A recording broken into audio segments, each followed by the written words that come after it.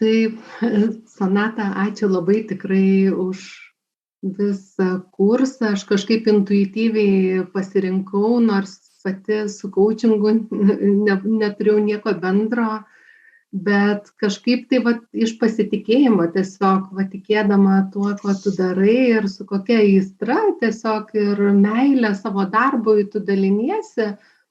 Tai labai įkvepia iš tikrųjų žmonės ir pasirašau po kiekvienu irgi pasisakiusi tiesiog žodžiu mintim, nes tai iš tikrųjų įkvepiantis dalykas. Ir aš kažkaip čia vienu momentu ryte atsikėlus net pagalvojau, o jo, čia taip ir matau Sonatai kūrusią savo mokyklą, mes irgi jau čia lankom, bet pasibaigė pavasario sesija, dabar rudenį jau susitiksim turbūt.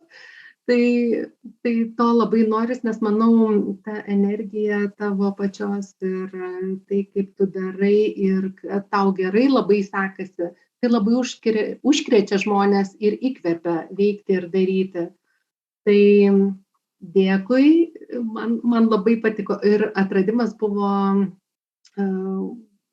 asmenybės dalių, vizualizacijos metodai, nes pastebėjau, kad mano tarpe tikrai ir klientų, kad visi moka irgi racionaliai pasidėlioti, paaiškinti, pastruktūrizuoti, viską paanalizuoti kuo puikiausiai, bet va sako sieloj tuštuma, vis tiek kažkoks nelaimingas jaučiuosi ir taip toliau. Tai labai padeda būtent tie metodai ir jausminės pusės atradimas. Ačiū dar kartą ir Sonata tau ir visiems, kiekvienam iš jūsų buvo labai puiku ir šaunu dirbti grupėje.